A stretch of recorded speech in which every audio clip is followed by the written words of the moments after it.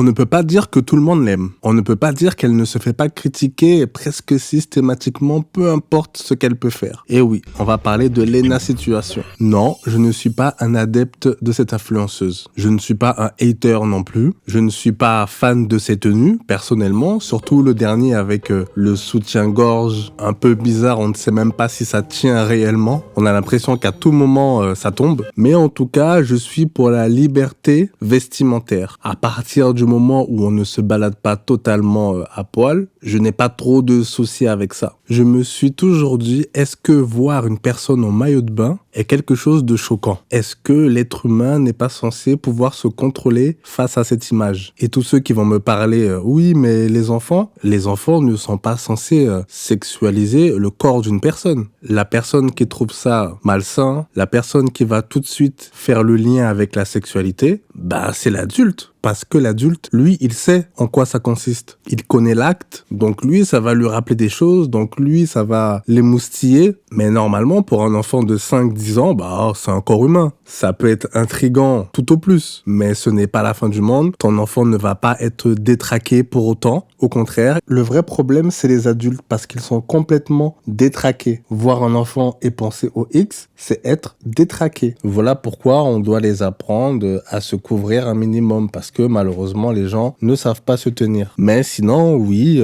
les femmes peuvent s'habiller comme elles veulent. Grâce à sa maîtrise des réseaux sociaux, Léna Mahfouf est aujourd'hui considérée comme l'influenceuse luxe la plus puissante du monde, selon le prestigieux magazine Forbes. Léna Situation est devenue le symbole de la femme libre, le symbole du féminisme. Parce que c'est une fille qui s'assume, qui a réussi à faire un business, à faire son argent, à créer des vêtements, à devenir un modèle de mode, à s'habiller comme elle en a envie. Donc à partir de là, ça va. Elle correspond aux normes de la société. Je parle de la société qui est contrôlée et qui dit que ça, c'est bien.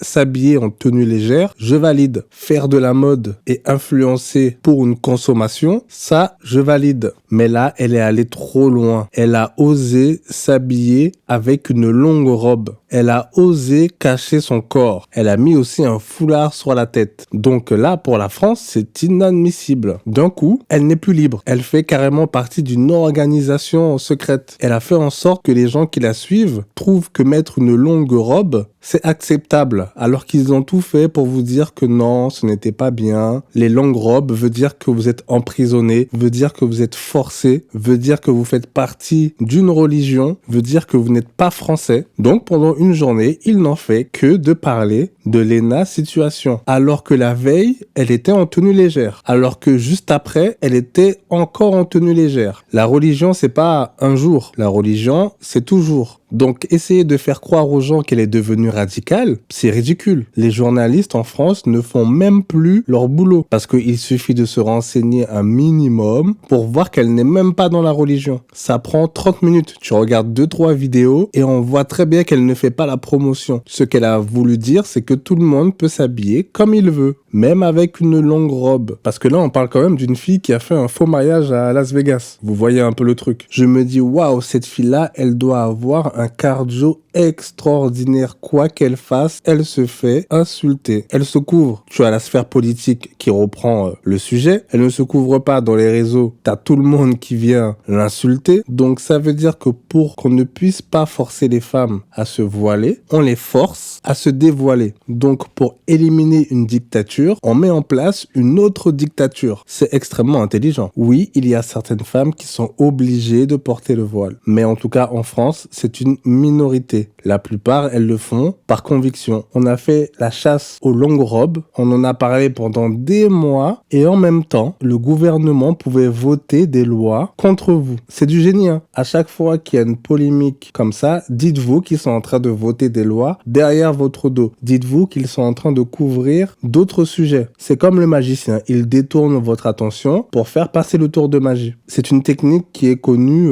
depuis la nuit des temps. Elle a fait une fête en body. Elle s'est fait critiquer.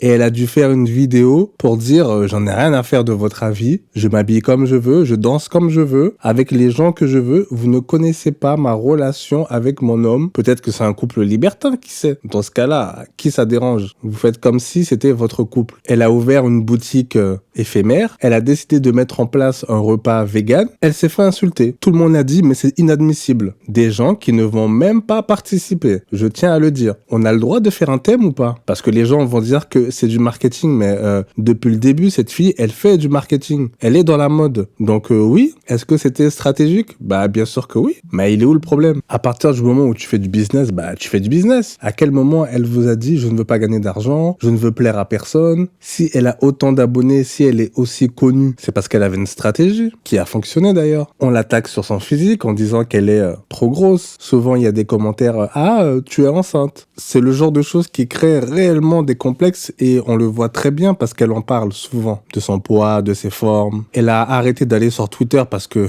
elle se fait démolir quoi qu'elle fasse. C'est la personne la plus détestée et la plus aimée en même temps. Tout ça parce qu'elle a trop d'abonnés, elle est trop connue et forcément quand tu es connu, tu as une partie de la population qui ne t'aime pas. Tu peux être qui tu veux, tu peux être la personne la plus bienveillante, tu peux faire n'importe quel effort, il y aura toujours des gens qui ne vont pas t'aimer. Et l'être humain est bien trop différent pour que tout le monde puisse t'aimer. Ça n'existe pas. Donc peu importe la personne que vous êtes, peu importe votre attitude, il y aura toujours une partie des gens qui ne vont pas vous aimer et une autre partie qui vont vous aimer. C'est comme ça, on n'y peut rien. Quand on l'a mis au musée Grévin, elle s'est fait aussi incendier par les journalistes en disant qu'elle n'avait absolument rien fait de sa vie et qu'elle n'avait rien construit alors que c'est totalement faux. Déjà, elle touche plus que la plupart des journalistes, mais ça c'est autre chose. Mais quand je vois des mannequins par exemple à qui on donne énormément de crédit alors qu'un mannequin, qu'est-ce qu'elle a fait? Elle est jolie, elle fait son défilé et ça s'arrête là. Elle n'a rien fait d'extraordinaire. Tu as des gens qui ont glorifié cette époque-là où les mannequins étaient au-dessus de tout et aujourd'hui ils viennent critiquer en disant que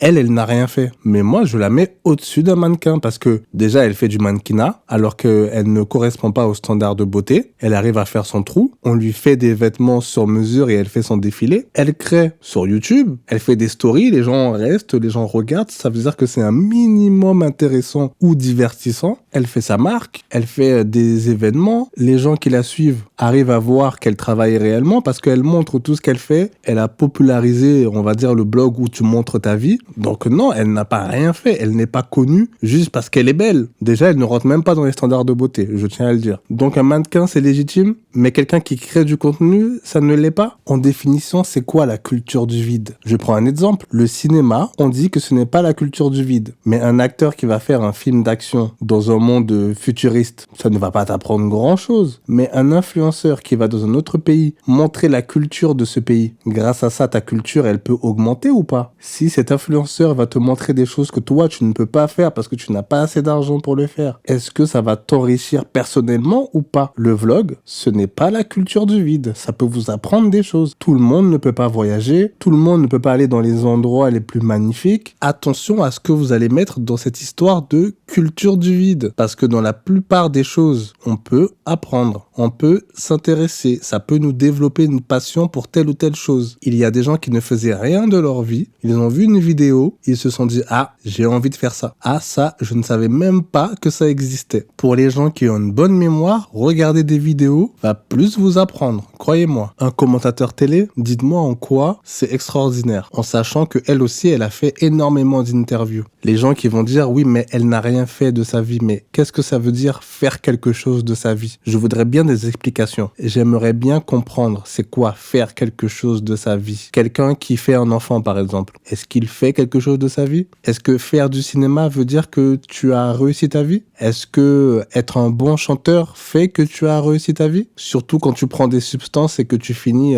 par mourir ou que tu tombes en dépression. C'est ça, faire quelque chose de sa vie? Tous ceux qui ont fait en sorte que la médecine avance et qu'aujourd'hui on puisse sauver des vies. Là, j'aimerais dire bravo, tu as contribué. Donc oui, je suis désolé, si elle n'est pas légitime pour être au musée Grévin, mais enlève-moi toutes ces stars. Parce que vous allez me dire quoi? Ah mais lui c'est un chanteur, il a fait en sorte qu'on éprouve des sentiments. Grâce à lui, j'ai pu faire telle ou telle chose. Mais grâce aux vidéos de Lena Situation aussi, il y a des gens qui ont pu s'en sortir dans la vie. Certaines personnes ont éprouvé des émotions. C'est la même chose. Elle a écrit un livre. Peut-être que ce livre-là a fait en sorte que d'autres personnes se sentent mieux. Au musée Grévin, tu me parles de médecins, d'écrivains, d'inventeurs, des personnes qui ont pu faire des grandes choses dans l'histoire. Ok, des personnes qui ont fait en sorte que la loi change, par exemple l'esclavage, le droit des femmes. Ok, là on discute. Là, ce sont des gens qui ont réellement fait quelque chose de leur vie. Mais le reste, c'est dans la même catégorie qu'elles. Donnez-moi un exemple.